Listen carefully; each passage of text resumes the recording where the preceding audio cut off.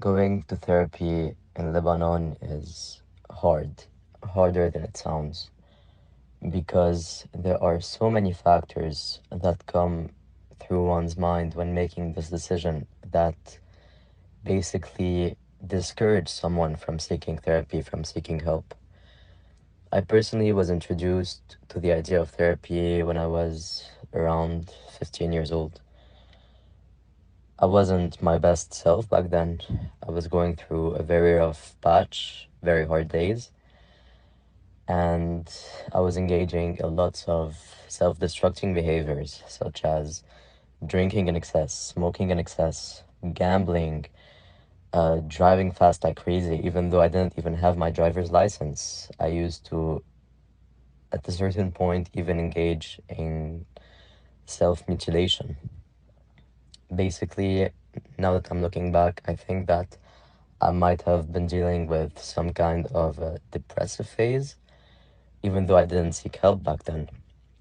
So basically, I was around 15 or 16 when it first happened, and it was still in my high school days, and I was in a very Christian religious school. So whenever someone would have a problem, they would have to go and report or go seek advising to the priests in the school and people in charge that were basically people who had religious positions in the school, which was kind of a weird idea for someone who wasn't a very religious person back then.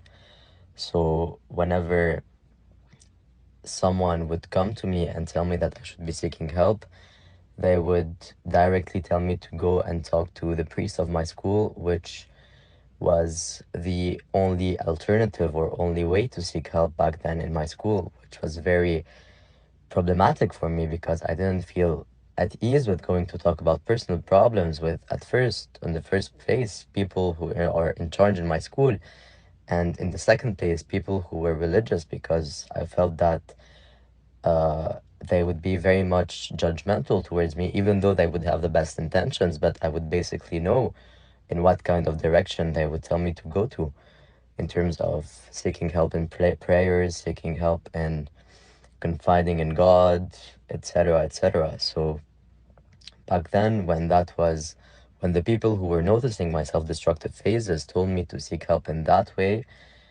I immediately blocked the idea of seeking help because this was not my idea of getting better. And I would honestly, back then, would have preferred to continue on myself and risk everything, my social life, my academic performances, myself, rather than to seek help in that sense. So, and I feel like, and I know for sure that I wasn't the only person who had the struggle of seeking help, but was bound to seek help uh, to religious people around them.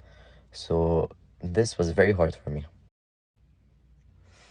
I managed to get through my high school years with minimal damage. Soon enough, I would stop with the risky behaviors and the self-destructing behaviors, but my main coping mechanism was, now that I'm looking back to the how it was, distraction, partying, going out, socializing, without really targeting and focusing, retrospecting on my main issues, on the main family issues, intrapersonal issues that made me feel the way I felt back then.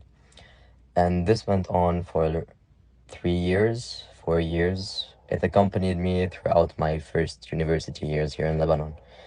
And I didn't notice it back then, but my way of coping with my repressed feelings was, on the long term, even worse than my first way of coping, which were destructive because I was living as if with the illusion of being better and being able to continue my life without seeking help and without actually talking about my problems, which is, I think, the main way of manning up and moving on with your life in Lebanon. You just don't talk about these stuff from where I come from, and you just try to see other aspects of life. You try to be grateful. You try to take any opportunity you can get to make new friends and to live new experiences without really realizing whether these experiences are made for you or not. And I basically feel like I have been in a mental comatose state from when I was 16 till when I was 20, till 2019. And I would always feel like I wouldn't feel emotions correctly and with full intensity the way I used to be. And I always thought this was a problem. But whenever you start by having this fast paced life, that is your coping mechanism because you don't really know how to seek help and how to talk to people and how to reach professional people because no one else in your surroundings have done this before. This might have been one of the biggest mistakes of my life, and I wouldn't notice it back then because, like I've said, life goes on with all the distractions you can get. It's easy for you to continue your life, but it doesn't mean you get happy. It doesn't mean you are happy, even though you don't feel things with the intensity you used to feel them. And it was only when COVID came that everything made sense to me. So, to me, everything was going to a certain extent well because I was able to go out, I was able to be a social person, I was able to make people laugh, I was able to perform to a certain extent academically and professionally. But it was only when the COVID-19 pandemic hit all of us and that the first lockdown actually happened that my life got completely out of control because when you're basically isolated between four walls and that you don't have the distractions you used to have for like I used to do when for the last 3 to 4 years, everything comes back and hits you in one fraction of a second. All it takes is a few days on your own for you to realize that using distraction as a coping mechanism doesn't do the trick, that avoiding your problems doesn't do the trick, that when you feel like you don't feel emotions doesn't mean they are not there, and that not talking about stuff as a way of making them disappear isn't a sustainable way of living. It all came back to me in the form of extreme nightmares, in the form of anxiety, in the form of flashbacks, intense flashbacks that I wouldn't have for the last few years. And I realized that only then I felt like myself. Only then, when I was completely isolated, when I completely was devoid of any distractions, of any background noise, background people, background motion, that whenever you remove all these distractions from your life, only then you can see that the core of your person, the person of yourself, the version of yourself that feels emotions, that has all these repressed feelings of sadness, of existential doubt, of loneliness, were all buried down, and that all you did when you distract yourself as a coping mechanism is adding layers to it to the point where you don't even see or feel these emotions anymore. And it was only when I would remove these layers one by one, when I was in quarantine and in lockdown, it was only then that everything came back to me in a full intensity, in the way that I used to feel them 6 years ago. And that was my wake up call to actually seek help because I obviously couldn't rely on myself to deal with these emotions. I couldn't properly deal with my emotions and manage myself because I would always use distractions as a coping mechanism. And I feel like everyone around me normalized this coping mechanism because nobody really knows what are the resources to get help in here in Lebanon. Nobody actually talks about this stuff. Nobody actually feels the need to seek help. And you don't want to be the outlaw. You don't want to be the first person who actually does the step because it would make you feel weak. It would make you feel weird. It would make you feel like you're the odd person in society that needs special attention and consideration and professional help. When there's this part of you that's like, no, I'm not completely dysfunctional. I'm very well I'm a functional human being and I'm able to go out, I'm able to study to a certain extent, I'm able to be to society, to the eyes of society, a good version of myself. So why would I be the one to take the first step? Why would I be the one who appears as the weak, abnormal person? So whenever I reached rock bottom again during the COVID-19 pandemic, and that I felt this rush of feelings coming back to me like crazy, all my childhood trauma, all the abuse I've had, all the loneliness and everlasting sadness that I had buried deep down, everything came back to me all at once. I would engage in the same kind of behaviors all over again. I would go back to drinking, I would go back to smoking, I would go back to even self mutilating as a way of coping with all these new old emotions that were resurfacing. And the fact that I couldn't talk to my friends because of the isolation, I couldn't talk to anyone because of the physical barriers of the lockdown. Only then I realized that this was not sustainable, and it was either me taking my own life or me actually seeking help to be able to continue in the long term, because this was not sustainable anymore. But there again comes a problem of how to seek help.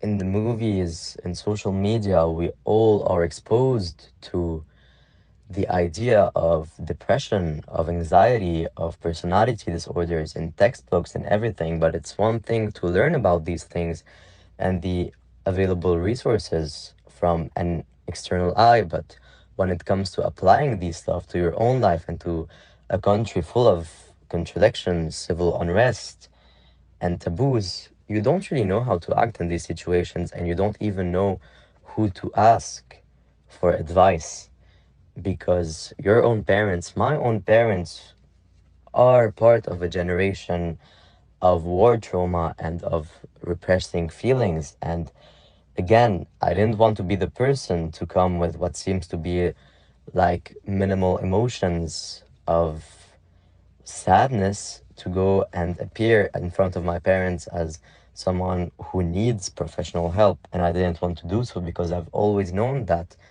my parents are part of a generation that a lot of people in this generation needed help and they didn't get it. So my parents, being the kind of parents who were more like, you should distract yourself to forget about these minimal issues, I didn't want to go and talk to them. And it was really hard for me because I always, ever since I was in my middle school and high school years, I always felt like I had to hide this version of myself to my parents because they wouldn't understand. And it would be unfair for me to show this version of myself and this vulnerability to people who wouldn't get it. And it would be unfair for them to have to deal with the situation because they have their own problems and they have their own war stories and traumas to deal with. So I really felt for a long time that it was unfair for me to go into the step towards my parents about these stuff. So that's why I just didn't do it. I just couldn't stand the idea of doing it. And luckily enough, I was able to talk to a certain page on Instagram that allowed me to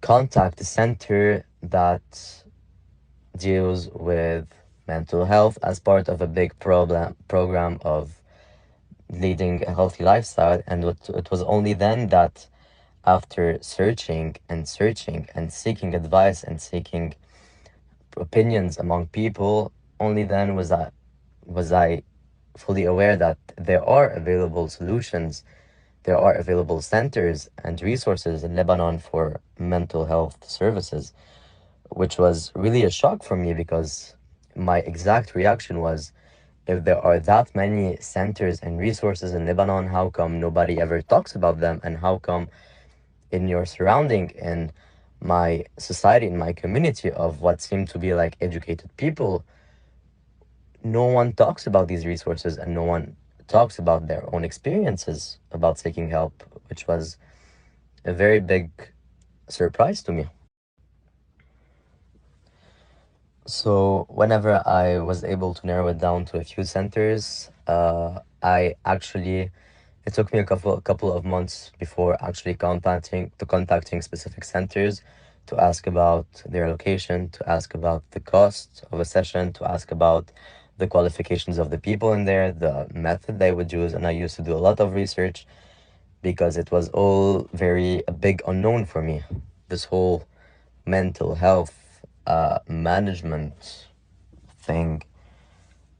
And it was really hard for me because for every 2 days that I would research and do motivate myself to go and seek help, for 2 days of me being motivated to do it, there were 2 weeks of me thinking it was a bad idea. It was an unnecessary option, unnecessary thing to do because if I'm still alive till now, maybe I don't need that much help. If it was really that bad, maybe I wouldn't be there anymore. So as long as I'm alive, maybe I should just continue the way I'm doing it right now, and there's no need to actually go. And thing is, I didn't want to involve my parents in this kind of situation and in this management of myself because they wouldn't understand. To me, they wouldn't understand. So not only did I have to figure out a location that was close to my house, but I also had to figure out excuses to go out of my house and go to the center without my parents knowing where I was going. And I also had to pick an option that wouldn't be very expensive in terms of services because I would need to finance this whole operation and this whole therapy by myself because again I wouldn't want to include my parents, and I am still a student and I wasn't financially independent. So this whole process of financing my own therapy was very burdensome. At some point I would tell my parents I was going out with friends, and I would take the money they would give me and go study in the library instead. And that was how I was saving up money time after time to be able to go to therapy once per month or twice every 3 months. So this whole process was never a smooth one because I was very much on my own when I was dealing with this stuff. And during this time, we're talking in 2020, where the revolution and the whole protest in Lebanon has started appearing, and it was a security issue for me to move from my house to the therapy center because I would expose myself to whatever protests were happening. And at the same time, the Lebanese lira started to lose its value, and the more I would wait for to get therapy and to actually seek help, and the more expensive these sessions would get because the whole cost of living in Lebanon was just insanely inflating. So it was a whole, all these factors made me think that maybe it was not worth it. Maybe it's not worth going through all this trouble to seek therapy if there were that many obstacles. But the truth is that I still gave it a shot because I knew that I was at a point of my life where I desperately needed to get that help, to seek professional guidance and advice when it comes to managing myself. And I don't regret it one bit. But I'd be lying if I said that sticking to therapy was easy because it definitely weren't.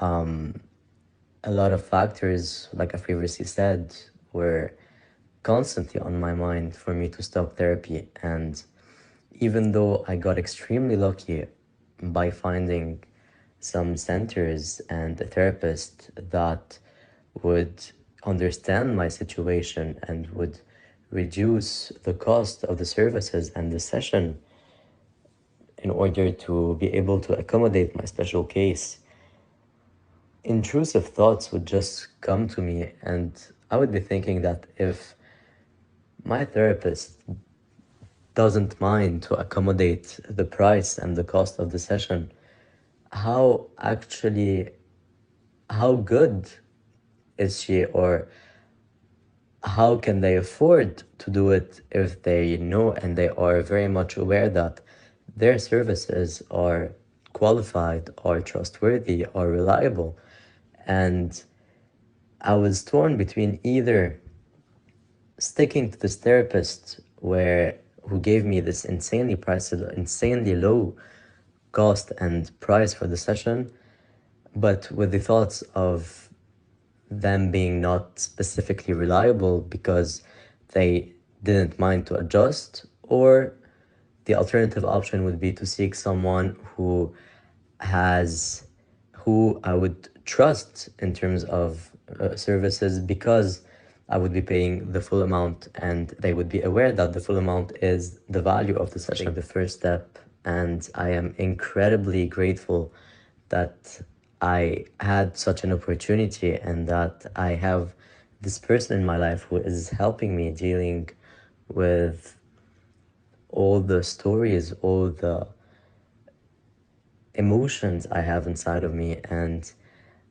even though I do acknowledge that it's going to be hard, it's definitely going to be hard to make the first step, it's totally worth it. You just have to speak up. You just have to find the right people to confide in, the right people to ask advice, to ask the right people to ask for good resources, good centers that are cost friendly. And it's going to require you to do some research to dig in for the best options or alternative for you. But one thing is certain, it's totally worth it. And I would strongly advise anyone who feels that they have the need to seek help or to feel heard to make the first step, seeking therapy in Lebanon.